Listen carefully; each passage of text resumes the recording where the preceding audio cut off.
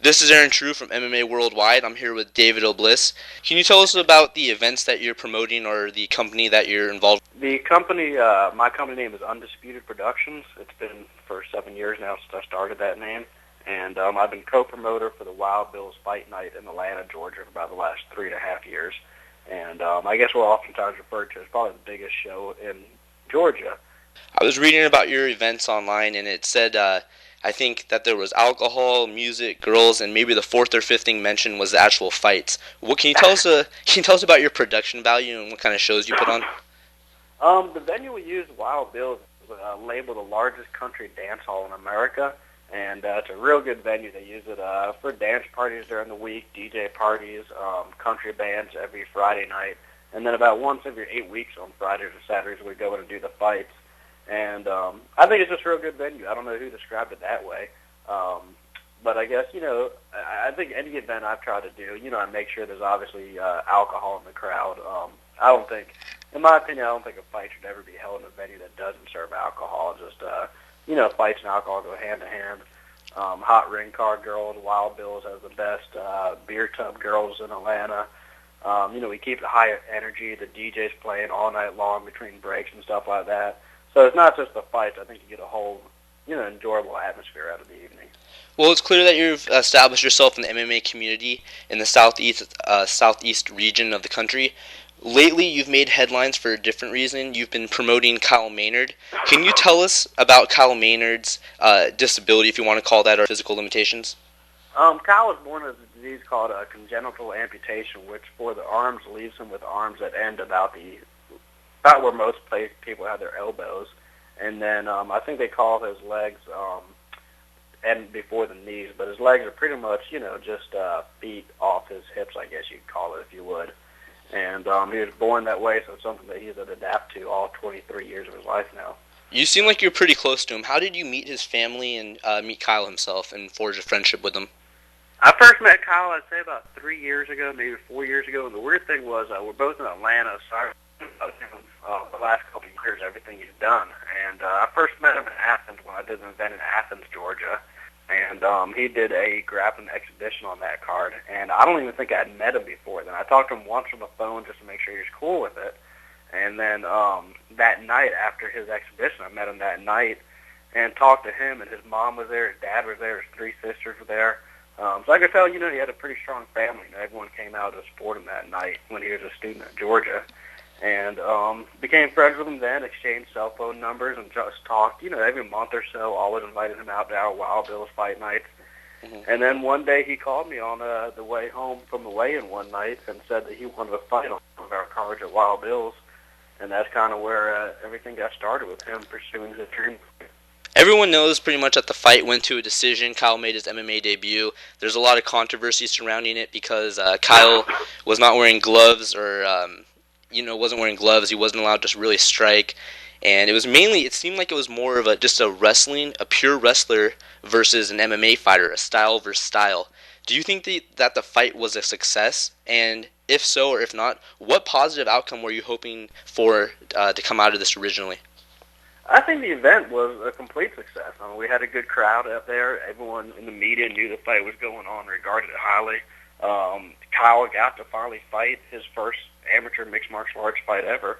So as far as everything goes, I'd consider it a complete success, except for the fact that, Kyle came in second place. That was the only bad thing there, was Kyle didn't win.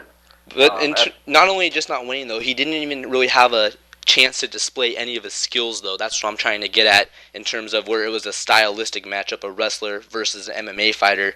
What were you hoping for to come out of the fight, though, even if he did win? Or what did you want to come out of it in terms of Kyle's performance, not the event as a whole? It's kind of weird because although I'm friends with Kyle, I'm friends with a lot of my fighters, and I always wish that they do the best, but I never want to see all of them come out and win. You've got to have a certain number of local fighters always lose to keep the events, worthy of being matched well. So the fact that Kyle did not win bothers me, but doesn't really bother me that much. I view him as a normal fighter just like anybody else. It did kind of suck that his opponent did not want to wrestle with him because Kyle's entire game plan is built around grappling and wrestling. He tells everybody he's not going to stand and win a boxing or kickboxing match. So his opponent went in there and just basically slapped him and punched him for 3 rounds straight, stayed away from him. Kyle did everything he could to get the fight to the ground, and it just never happened, unfortunately. So like you said, unfortunately, Kyle never got a chance to show how much he's trained and how good he is at the ground because the fight never went there. Do you think that there will ever be an opponent who will actually be willing to engage with Kyle on the ground in a future MMA bout? Definitely, because the 2 backups we had both said they'd take it to the ground. But this Brian Fry opponent was our number 1 choice. The 2 backups are here in Atlanta. They told me ahead of time, if we let them fight Kyle, it will be a grounded fight. So Kyle, if Kyle decides to fight again, and let me first say it's totally up to Kyle if he wants to fight again. I have no influence on that.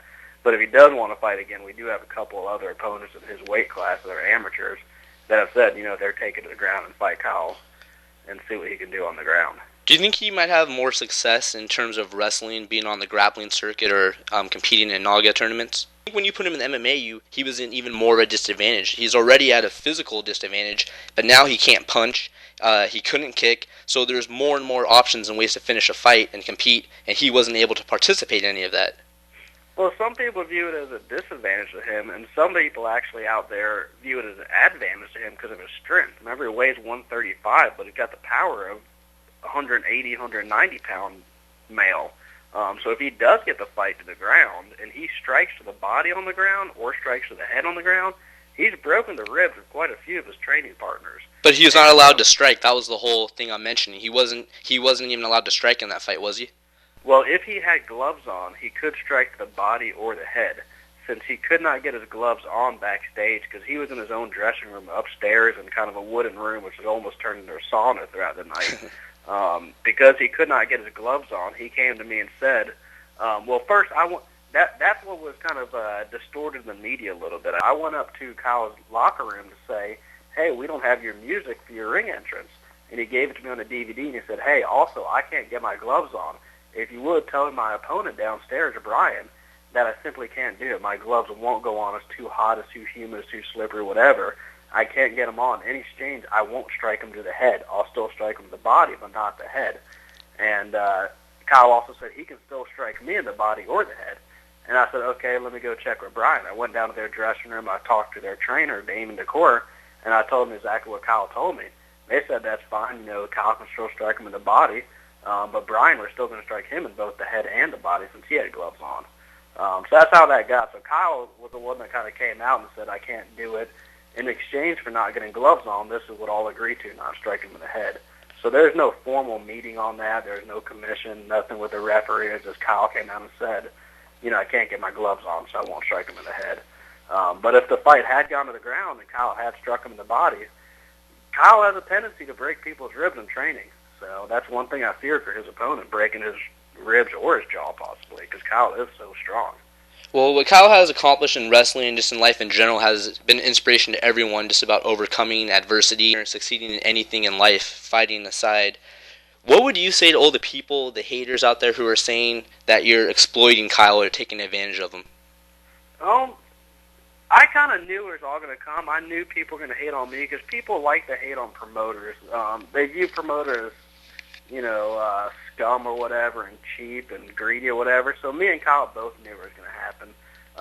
First things first, me and Kyle would be friends before this fight, and we're going to be friends after this fight. Second of all, he came to me and said, David, I want to fight. Will you promote this event? And we talked about for a while about the backlash, about the pros and the cons, and we decided to go ahead and go forward and do it. But I think the most important thing, Kyle came to me and said, look, I'm going to fight, and I want you to promote it because I'm friends with you, I like you, and I trust you. I know that when you get the event set, it's going to happen. You're going to keep the same opponent from start to finish, and you're going to work with me. I'd rather you promote it than I have to go to, Wisconsin or California or, wherever in the world, Mexico, and fight my mixed martial arts debut for a promoter I don't know, I don't trust, and I have no idea what the hell is going to happen. That's not what I want to see happen. It was almost me helping Kyle and doing something for him to help him out rather than, a scumbag kind of thing. There are a lot of bad promoters out there that I don't like, but there's also a bunch of very good promoters that don't get enough credit for what they do. This is Aaron True with MMA Worldwide. David, thank you very much for your time.